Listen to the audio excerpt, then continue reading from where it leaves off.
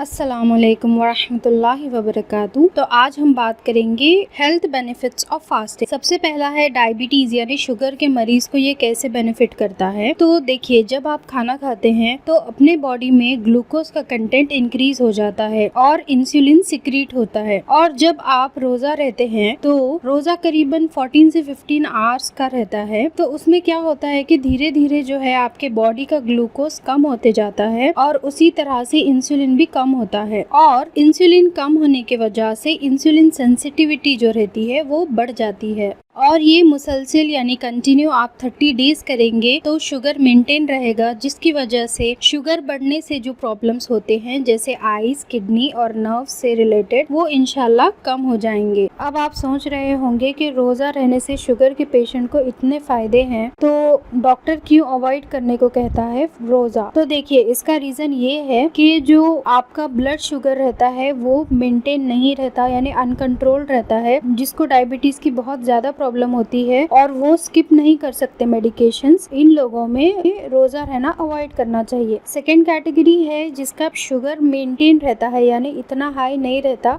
कि आपको उससे प्रॉब्लम हो, तो ऐसे पेशेंट ये फास्टिंग का बेनिफिट उठाते हैं इंशाल्लाह। और इसमें आपको पहले 2 से 3 दिन ही आपका कमजोरी वगैरह महसूस होगी, लेकिन जैसे ही आपको आदत हो जाएगी तो ये बेनिफिट्स आपको ज्यादा से ज्यादा नजर आएंगे इंशाल्लाह। सेकेंड पॉइंट है स्किन हेल्थ। तो फास्टिंग स्किन हेल्थ को इम्प्रूव करता है और एजिंग यानी बुढ़ापा जल्दी आने से रोकता है। अब आप ये सोच रहे होंगे कि फास्टिंग किस तरह से स्किन हेल्थ को इम्प्रूव करता है और एजिंग को रिड्यूस करता है। इसका रिलेशन पहले पॉइंट से है यानी ब्लड ग्लूकोज। तो जैसे ही बॉडी में ब्लड ग्लूकोज बढ़ता है यानी शुगर बढ़ता है तो हमारे जो स्किन के सेल्स रहते हैं जिसका मेन कंटेंट होता है कोलाजन, तो शुगर बढ़ने की वजह से कोलाजन स्ट्रक्चर चेंज होता है। कोलाजन जो बहुत इंपॉर्टेंट पार्ट होता है स्किन के हेल्थ के लिए, और जब शुगर बढ़ती है तो कोलाजन का स्ट्रक्चर चेंज होता है और कोलाजन की स्ट्रेंथ जो है वो कम हो जाती है। अब जब आप फास्टिंग करते हैं तो ब्लड शुगर को रिड्यूस करता है और स्किन हेल्थ इम्प्रूव करता है। 30 डेज जब आप फास्ट करते हैं तो आपको आदत हो जाती है और आप ये रूटीन मेंटेन कर सकते हैं रोजे के बाद भी अपनी स्किन को हेल्दी रखने के लिए। थर्ड पॉइंट है कि रोजा ब्लड प्रेशर को मेंटेन करता है। तो देखिए, ब्लड प्रेशर बढ़ने के काफी रीजंस होते हैं,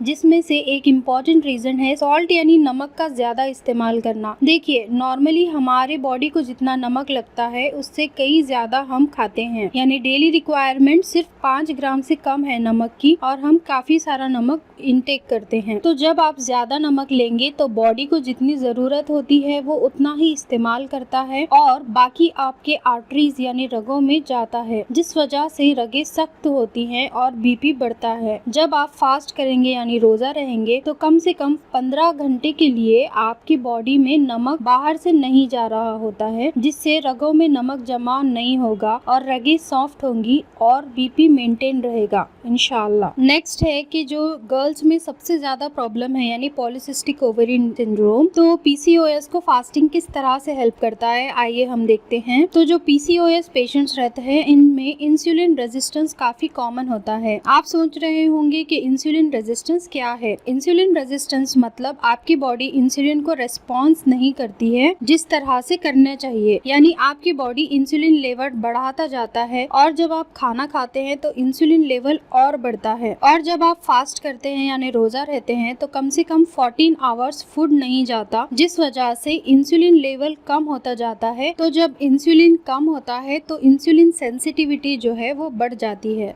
इस तरह से ये पीसीओएस के प्रॉब्लम को रिड्यूस करता है।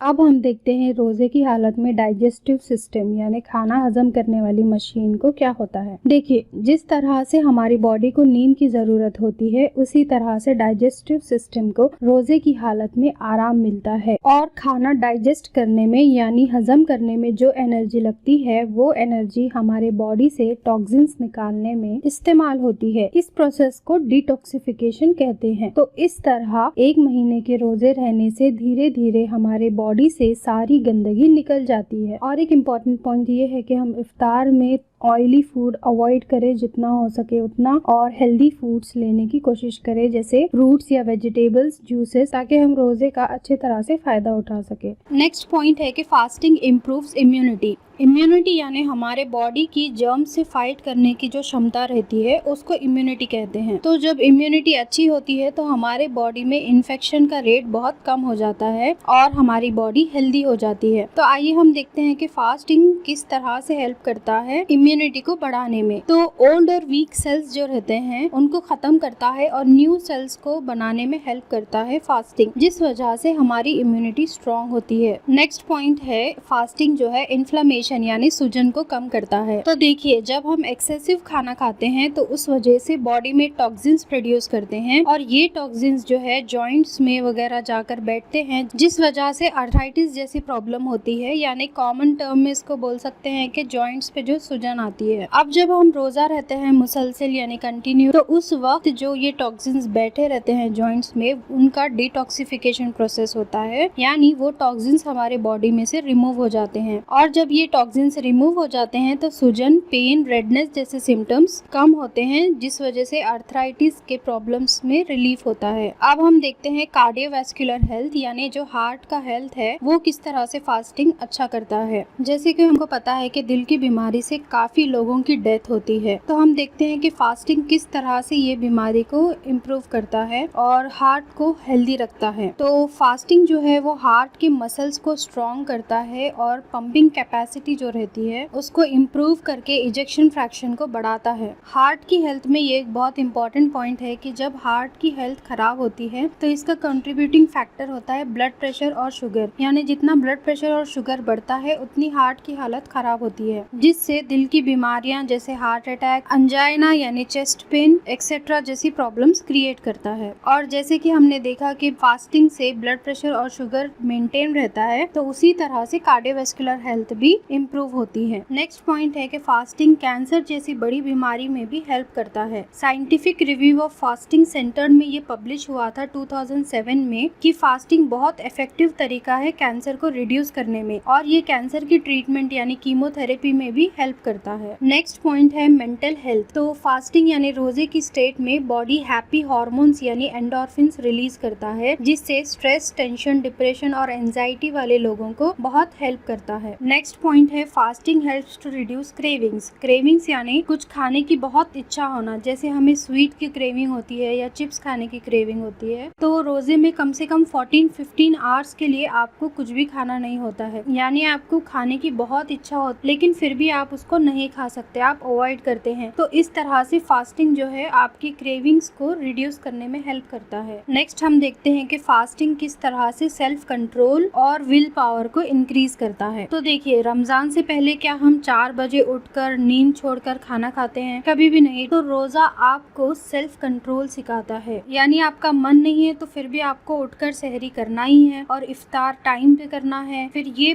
टाइम के बीच में आपको कितना भी मन करे आप खाना नहीं खाते या पानी नहीं पीते या दूसरी ऐसी चीजें जो अवॉइड करना है वो अवॉइड करते हैं। तो ये सब चीजें आती है सेल्फ कंट्रोल और विल पावर में। नेक्स्ट पॉइंट है कि फास्टिंग किस तरह से एडिक्शन को कम करता है। एडिक्शन यानी लत लगना, जैसे हमको चाय, कॉफी या स्मोकिंग या टोबैको की लत लगती है, तो रोजा एक बहुत बेहतरीन जरिया है ये सब लत को खत्म करने का, जो हमें बुरी आदतें होती हैं खाने से रिलेटेड। तो देखिए, 14 आवर्स तो आप वैसे भी नहीं खाते और 6 आवर्स अगर आप कम से कम सोते हैं, तो सिर्फ 3 से 4 घंटे ही आपको ये चीजों के लिए कंट्रोल करना होता है। तो इससे धीरे धीरे जो है आपकी एडिक्शन कम होगी, और ये चीज हम रमजान खत्म होने के बाद भी कंटिन्यू रखेंगे तो एडिक्शन धीरे धीरे पूरी तरह से खत्म हो जाएगा इंशाल्लाह। अब हम लास्ट और सबसे इम्पोर्टेंट पॉइंट देखते हैं, वो है वेट लॉस। तो देखिए, आप सबको ये बात तो जरूर पता होगी कि जब भी हम कोई काम करते हैं, चाहे वो फिजिकल यानी बॉडी से रिलेटेड हो या मेंटल यानी जहनी काम हो, तो आपको एनर्जी की जरूरत होती है। तो ये एनर्जी हमें ग्लूकोज के फॉर्म में लगती है और ये हमको खाना खाने से मिलती है। अब जब आप सहरी करते हैं तो खाना आपको कुछ वक्त के लिए एनर्जी देता है और आपके बॉडी का ग्लूकोज धीरे धीरे खत्म होता है, लेकिन क्योंकि बॉडी को कंटिन्यू एनर्जी की जरूरत होती है, तो इस हालत में बॉडी फैट्स यानी चर्बी यूटिलाइज करता है और उस चर्बी को ग्लूकोज में कन्वर्ट करके हमारे बॉडी में यूज करता है, और इस तरह से हमारे बॉडी का फैट्स यानी चर्बी जो है वो धीरे धीरे कम होती है। एक और पॉइंट मैं आपको क्लियर करती हूँ कि जब फैट बर्न होता है तो वो 5 स्टेप में बर्न होता है, जिसमें से पहले 3 स्टेप जो है वो हेल्दी बर्निंग ऑफ फैट में यूज होता है और दूसरे 2 जो स्टेप रहते हैं यानी 4th और 5th वो बुरी तरह से यानी हमारे बॉडी के लिए वो चीज़ हार्मफुल होती है। तो जो पहले 3 स्टेप्स हैं वो सिर्फ 14 to 15 आवर्स यानी जो हम आइडियली फास्ट करते हैं उसमें बर्न होता है। तो देखिए अल्लाह ताला ने जो रोजे का वक्त रखा है उससे हमारे बॉडी को कितना फायदा होता है और हेल्दी वे में मोटापा कम होता है। ये तरीका इस्लाम ने हमें सिखाया है। तो ये हमने देखा हेल्थ बेनिफिट्स ऑफ फास्टिंग। इससे रिलेटेड अगर कोई क्वेश्चन है तो आप कमेंट बॉक्स में क्वेश्चन करिए, इंशाल्लाह मैं आंसर करने की कोशिश करूँगी। अस्सलाम वालेकुम वरहमतुल्लाहि वबरकातुहू।